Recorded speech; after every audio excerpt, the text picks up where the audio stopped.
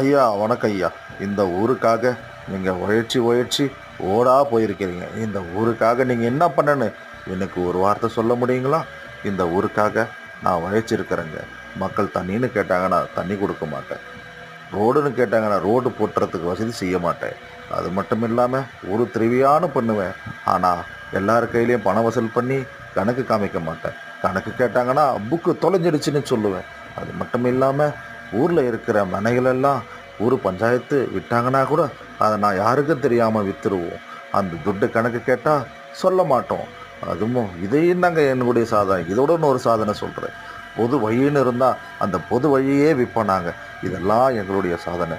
ஆனால் இப்படியெல்லாம் நல்லது பண்ண எங்களுக்கு ஒரே ஒருத்தன் வந்து எங்களுக்கு வச்சாம் பாருங்க ஆப்பு.